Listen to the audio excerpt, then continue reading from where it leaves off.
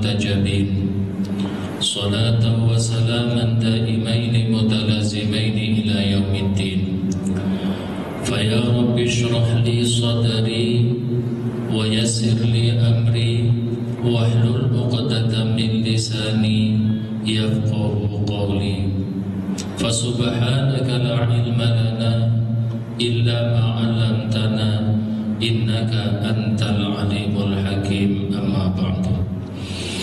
Ikhwan dan akhwat, ayah bunda, bapak dan ibu jamaah Masjid Al-Hidayah yang mudah-mudahan kita senantiasa dimuliakan oleh Allah.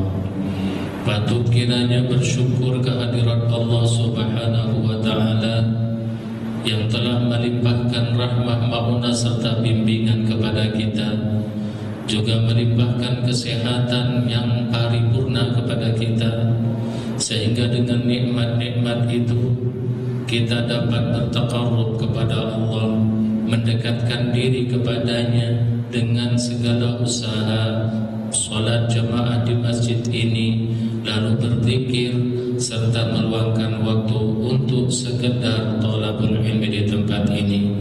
Mudah-mudahan semua ini betul-betul mendapatkan apresiasi, penghargaan serta bimbingan dari Allah, sehingga apapun yang kita niatkan, yang kita cita-citakan, yang kita inginkan, apabila mendapatkan dukungan dari Allah, maka fa insyaallah mudah kita wujudkan dalam kehidupan nyata sehari-hari.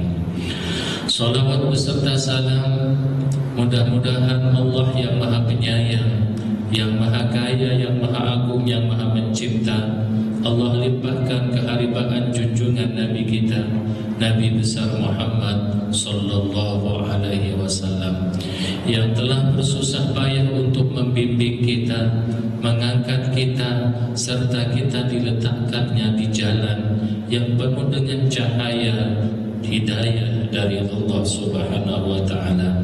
Maka kita sebagai umatnya yang telah diselamatkannya, yang telah dibimbingnya, mempunyai kewajiban-kewajiban terhadap baginda Rasul.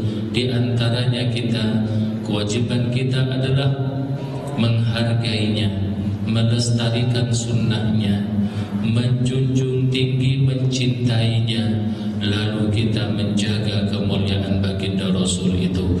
Dan bukti dari cinta kita kepada beliau tentunya banyak menyebut namanya. Maka sudah sewajarnya kita selalu bersolawat kepadanya dengan selalu menyebutkan Allahumma sholli ala Muhammad wa ali Muhammad. Jemaah yang dimuliakan oleh Allah, sesungguhnya setiap kita pasti mendambakan yang namanya harta itu. Maka banyak orang berkata, tanpa harta sulit untuk mencapai bahagia. Pendapat ini tidak salah. Ada pula orang yang berkata, harta bukanlah satu-satunya jaminan untuk bisa bahagia.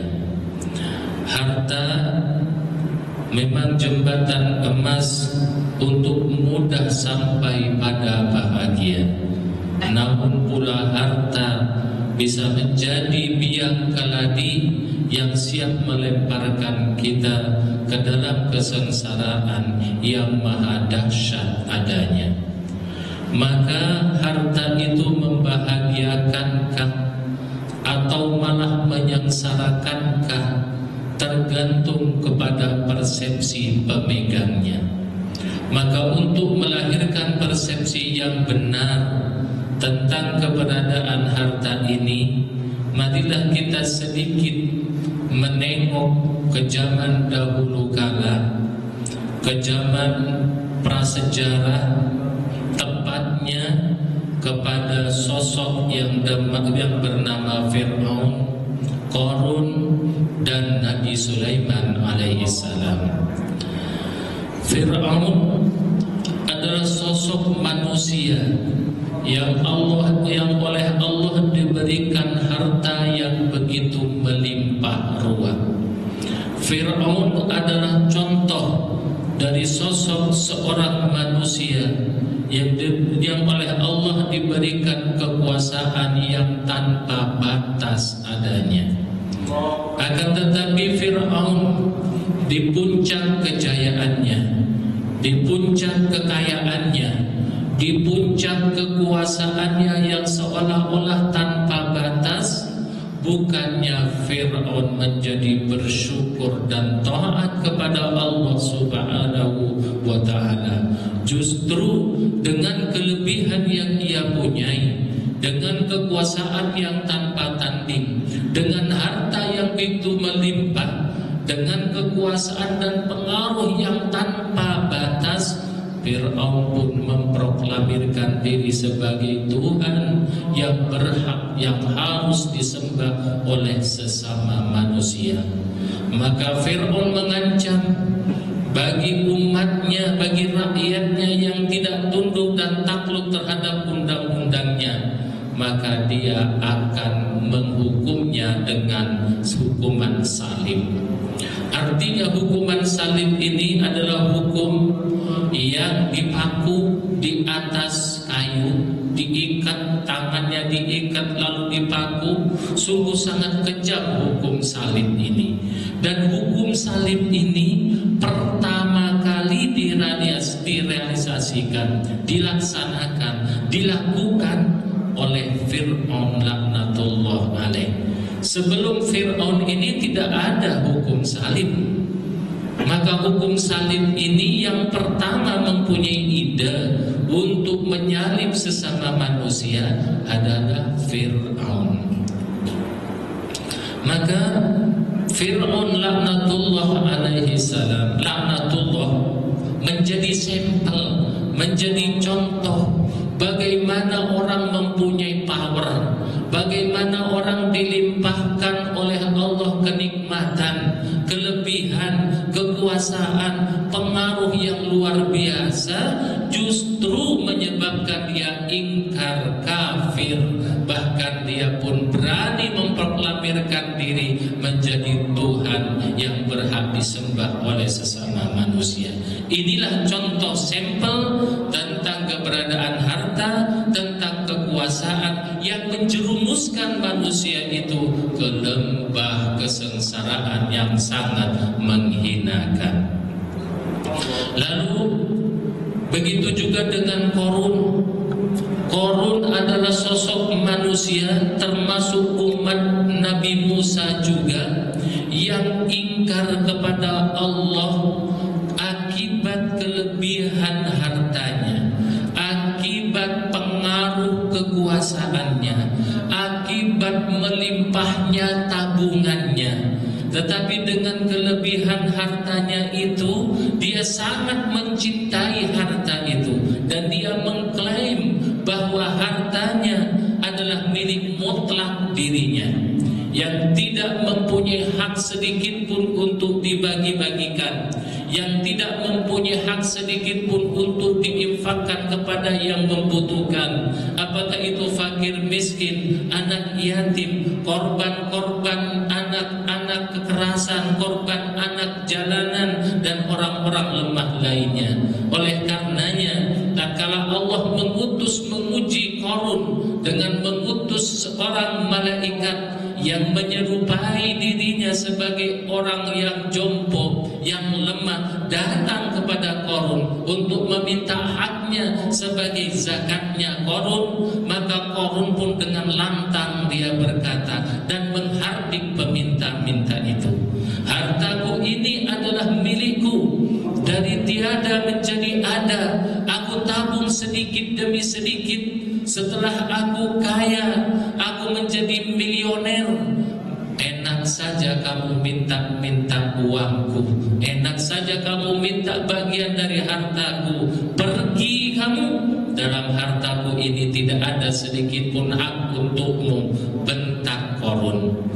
Di sini Qarun menampakkan egonya, Qarun menampakkan kepongahannya, Qarun angkuh, Qarun sombong, mengklaim bahwa anugerah harta yang begitu melimpah adalah milik Allah yang dititipkan kepadanya. Dia lupa tentang sang pemilik mutlak itu, dan dia mengklaim bahwa harta yang ada padanya adalah milik miliknya yang harusnya dijaga, disayangi, dicintai, bahkan sangat dicintai oleh Qarun. Maka Allah menjawab kepongahan, keangkuhan, kecongkakan serta kesombongan Qarun ini dengan mengirimkan gempa yang sangat dahsyat sekali yang menggoyang seluruh wilayah Qarun dan menenggelamkannya ke perut bumi. Bahkan Qarunnya sendiri pun ikut lenyap ditelan bumi.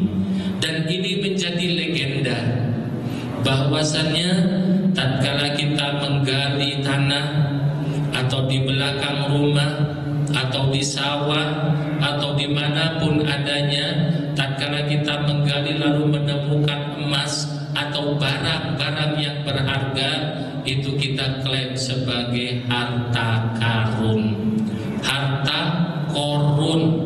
Di sini di Jawa disebut dengan harta karun. Padahal sebetulnya tidak ada sinerginya, tidak ada hubungannya, karena Qarun wilayahnya adalah di daerah Mesir sana, sementara tatkala kita menggali sesuatu di Pulau Jawa ini lalu menemukan sesuatu, itu kita klaim sebagai harta karun atau harta Qarun. Walaupun tidak sinergi, tidak nyambung, ya boleh-boleh sajalah untuk mengingatkan ada sosok-sosok manusia yang mendapatkan harta secara tiba-tiba itu, diantaranya dengan cara galian. Bukankah banyak juga prasasti-prasasti, banyak juga sejarah-sejarah yang dapat dibaca oleh para arkeolog yang menandakan tentang masa silam dan juga menandakan tentang kerajaan-kerajaan tertentu yang terpendam di dalam tanah. Itu bisa kita temukan buktinya tatkala melalui penggalian. Tetapi di sini yang hendak kita bahas adalah tentang bagaimana kita berkaca, bagaimana kita mengambil sebuah pelajaran dari sosok yang hitam ini, yakni Fir'aun. Qarun adalah dua sampel manusia yang diberikan keutamaan oleh Allah berupa kekuasaan, berupa power, berupa harta. Tetapi justru Fir'aun dan Qarun di puncak kejayaannya tidak berhasil menjadi hamba yang takwa kepada Allah. Justru mereka tergelincir menjadi kafir, bahkan menjadi penentang terhadap hukum-hukum Allah. Jemaah yang dimuliakan oleh Allah, lalu kita melihat sosok Nabi Sulaiman alaihissalam. Nabi Sulaiman adalah sosok seorang hamba yang diberikan oleh Allah harta begitu melimpah. Sungguh Nabi Sulaiman tercatat dalam sejarah adalah manusia terkaya sedunia di masanya. Jangankan singgasananya, jalannya saja Nabi Sulaiman ia aspal dengan emas. Sungguh Nabi Sulaiman adalah sosok manusia yang sangat kaya, bahkan terkaya di dunia di masanya. Lalu Nabi Sulaiman diberikan juga kekuasaan, yang kekuasaannya bukan sekedar alam manusia saja, akan tetapi menembus alam jin, bahkan menembus terhadap alam binatang sekalipun. Jin, binatang takluk dan tunduk dalam kekuasaan kerajaan Nabi Sulaiman.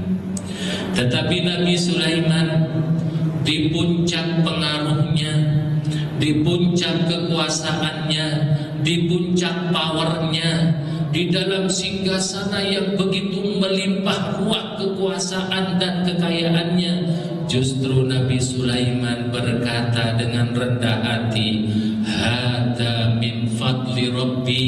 Ini semua adalah keutamaan yang dititipkan oleh Tuhanku kepadaku. Liyabluwani, untuk menguji aku. Aashkuru am akfur, apakah aku mampu bersyukur dengan segala segalanya ini am akfur, ataukah segalanya ini menyebabkan aku menjadi ingkar dan kafir. Ini adalah sesuatu pengakuan yang sangat real.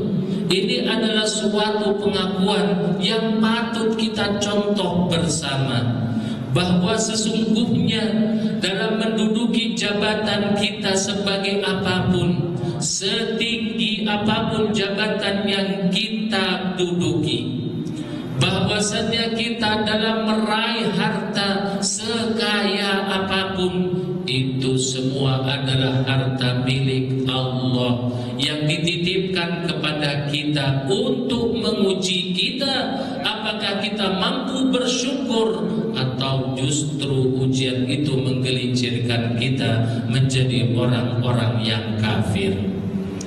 Dan buktinya adalah banyak orang yang lolos ujian tatkala diuji dengan kesulitan, diuji dengan kemiskinan, diuji dengan sakit, beraneka macam penyakit, terbaring lemah tubuhnya, justru mulutnya masih bisa berkata Allah, Allah, justru masih bisa untuk bertakarub kepada Allah dengan selalu meminta ampun dan baca istighfar, astagfirullah, justru mampu membaca salawat sebagai tanda terima kasihnya terhadap baginda Rasul dengan menyebut Allahumma sholli ala Muhammad wa ali Muhammad. Di dalam segala batasan dan kekurangannya, banyak manusia-manusia yang lolos menjadi hamba yang bertakarrub, bersyukur, lalu hamba yang taat kepada Allah Subhanahu wa ta'ala. Akan tetapi justru sebaliknya, banyak orang-orang yang semakin tersesat dengan kelebihan hartanya. Banyak orang-orang yang semakin tersesat dengan pangkat, pengaruh dan jabatannya. Semakin dia dianugerahi oleh Allah pengaruh dan jabatan, justru semakin tidak ingat kepada Sang Pemberi. Semakin dia diberikan harta yang begitu melimpah, justru semakin ingkar terhadap Zat yang Maha Kaya sebagai pemberi, yakni Allah Subhanahu wa ta'ala. Berapa banyak para pejabat kelas tinggi yang tidak mampu untuk menundukkan kepalanya, lalu mencium sajadahnya, sujud kepada Allah Subhanahu wa ta'ala, dikarenakan skedulnya yang begitu padat, rapatnya yang begitu ketat, sehingga tidak mempunyai waktu untuk mendekatkan diri kepada Allah Subhanahu wa ta'ala.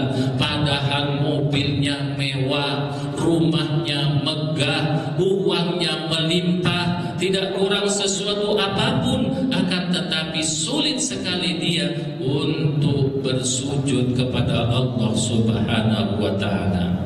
Maka sesungguhnya kaya itu cobaan, miskin itu adalah ujian. Sehat itu adalah cobaan, sakit itu adalah ujian. Dan ini semua adalah permasalahan kehidupan. Karena sesungguhnya tidak ada satu manusia pun di dunia ini yang tidak mempunyai masalah. Karena kehidupan ini sendiri adalah permasalahan. Kaya itu masalah, miskin itu juga masalah, ganteng itu masalah, jelek apalagi masalah, cantik itu masalah, jelek itu juga masalah. Semua yang ada di kita ini itu adalah masalah yang harus kita sikapi dengan tepat agar kiranya tidak menjadi masalah yang kuadrat. Bukankah demikian yang Allah tegaskan? Alladzi khalaqal mauta wal hayata liyabluwakum ayyukum ahsanu amala. Bahkan mati dan hidup itu sendiri adalah cobaan untuk menguji kita, siapa di antara kita yang ahsanu amala, yang terbaik perbuatannya. Maka permasalahan ini adalah batu uji untuk menguji kita dalam menghadapi permasalahan ini, apakah timbul masalah yang lain atau justru masalah ini kita jadikan sebagai sugesti motivasi mendekatkan diri kepada Allah Subhanahu wa Ta'ala. Adalah orang-orang yang arif, yang menyikapi masalah ini dengan bersyukur kepada Allah Subhanahu wa Ta'ala. Lalu permasalahan ini dijadikan motivasi untuk semakin mendekatkan diri kita kepada Allah Subhanahu wa Ta'ala. Barangkali kita mendefinisikan bahwa kita adalah orang yang paling banyak masalah. Barangkali kita mengakui, mengklaim dengan income yang hanya UMR misalnya, kita sendiri mengalami masalah. Padahal kita tengok di sekeliling kita, di komplek-komplek itu, lihat gak usah jauh-jauh terhadap pembantu yang datang, yang nyuciin pakaian kita. Kita tanya berapa mereka mendapatkan income dalam 1 bulan. Bahkan mereka yang kuli cuci itu kadang-kadang 1 bulan hanya mendapatkan 800.000, hanya mendapatkan 1.200.000, jauh dari takaran UMR. Sementara mereka mempunyai anak, bahkan anaknya lebih banyak daripada kita. Tidak sebatas itu, bahkan kemarin saya melihat seorang kuli cuci baju mempunyai anak 4, yang satunya autis, yang satunya juga Down syndrome, yang satunya gila. Baru 1 anak yang waras, tetapi tatkala ditanya, ibu tidak pusing bu? Tidak. Ngapain dipusingin? Semua permasalahan, semua kehidupan ini Allah yang ngatur. Masa saya harus pusing dengan ketentuan yang saya dapatin? Maka dia jalani kehidupan ini dengan apa adanya. Justru seperti inilah pelajaran yang dicontohkan, yang ditampakkan di hadapan mata kita untuk kita baca, agar kiranya kita dapat mensyukuri sebuah fasilitas, sebuah potensi yang ada pada diri kita. Yakinlah bahwa yang ada pada diri kita itulah yang terbaik untuk diri kita, karena Allah yang maha tahu dan Allah yang tidak menzalimi seorang hamba sekalipun. Allah yang maha tahu tentang kadar kemampuan kita. Tetapi hayangan, nafsu, keinginan, inilah yang menutupi alam kesadaran kita dan menutupi tentang kesadaran siapa kita sebenarnya. Lalu siapa Allah yang maha kaya serta maha kasih sayang itu? Usaha untuk memperbaiki itu wajar, tetapi yang ada ini adalah yang terbaik menurut Allah. Maka Allah sesungguhnya telah menyiapkan segala kebutuhan kita, tetapi Allah tidak menyiapkan segala kemauan kita. Kemauan kita banyak didorong oleh nafsu, sementara kebutuhan ini yang real, yang Allah takar, yang Allah berikan kepada kita. Maka jemaah yang dimuliakan oleh Allah, harta memang betul-betul kadang-kadang kita menyengsarakan, tetapi harta justru bisa membahagiakan. Maka dari 3 sampel itu, yaitu Qarun dan Fir'aun, adalah tokoh sampel yang tidak dapat mensyukuri gelimangnya harta, lalu dia menjadi ingkar dan kafir yang berujung dengan kebinasaan, penderitaan yang sangat dahsyat adanya.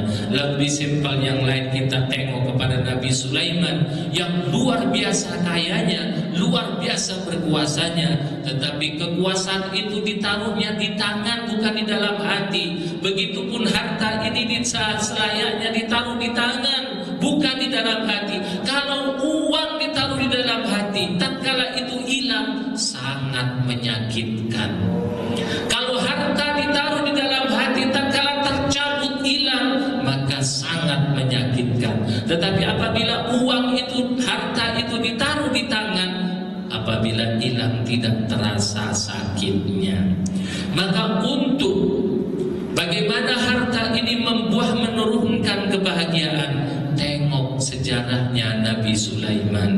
dengan gelimangnya harta dia mengaku kepada Allah, ini semua adalah cobaan ujian untuk mengukur aku, apakah aku mampu bersyukur atau justru menjadi kafir. Jamaah yang dimuliakan oleh Allah, memang menurut kata Imam Ali, harta merupakan nikmat yang paling besar. Kata Imam Ali, ala inna a'dhaman nikmati sa'atul mal. Ketahuilah olehmu bahwa sesungguhnya nikmat yang paling besar itu sa'atul mal, luas hartanya. Menjadi orang kaya ini nikmat yang sangat besar sekali. Kalau kita punya banyak uang, pingin sesuatu mudah terbeli, pingin naik haji mudah berangkat, pingin begitu mudah terlaksana, pingin begini mudah terbeli. Itu kalau kita menjadi orang kaya. Liburannya mampu kemana-mana, libur 3 hari sudah di London, di New York, libur 1 hari sudah di Berlin, di Australia. Mudah kemana-mana kalau mempunyai harta banyak, mempunyai uang banyak. Maka sesungguhnya nikmat yang paling besar adalah luas hartanya. Tetapi kata Imam Ali meneruskan kata-katanya, wa a'dhamu wa afdalu min sa'atil mal sihatul badan, katanya. Tetapi yang lebih baik lagi dari sekedar menjadi orang kaya adalah sehat badannya. Kalau kaya saja tetapi gak sehat badannya, apa gunanya? Lihat bagaimana kondisinya orang yang sakit. Kalau tubuh kita sakit, makan nasi terasa sekam, minum air terasa duri, yang indah menjadi suram, yang enak menjadi pahit. Itu kondisi orang yang sakit.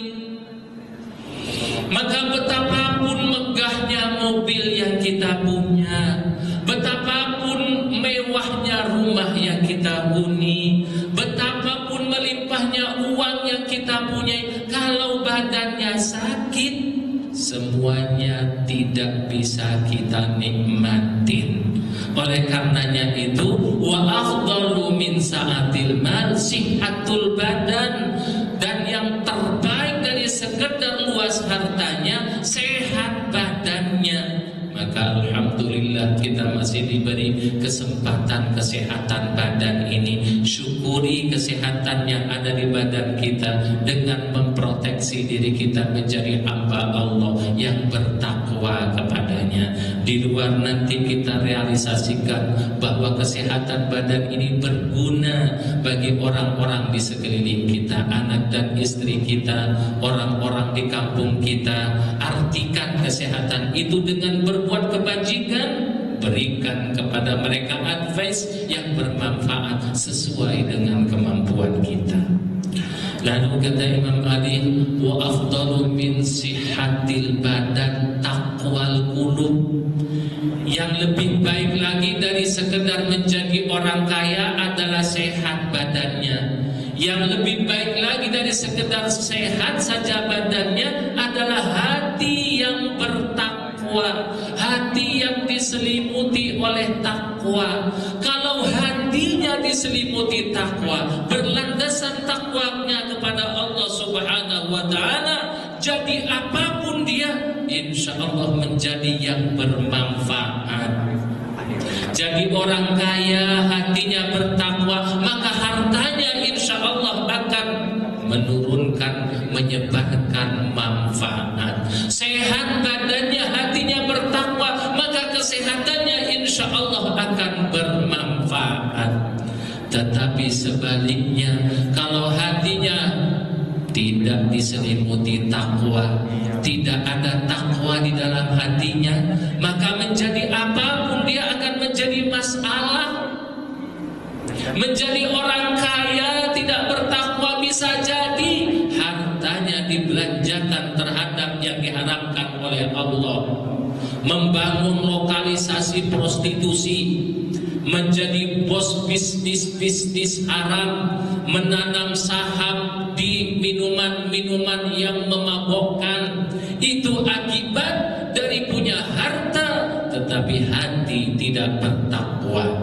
Begitu juga tatkala sehat badannya, hatinya tidak bertakwa, bisa saja kesehatannya habis digunakan di dalam hal-hal yang dilarang oleh Allah Subhanahu wa taala. Kesehatannya habis tenggelam di meja judi, kesehatannya habis tenggelam dalam pelukan-pelukan hostess. Kesehatannya bisa saja habis digunakan di dalam sesuatu yang tidak disyariatkan, bahkan dilarang. Ini kalau hati tidak bertakwa.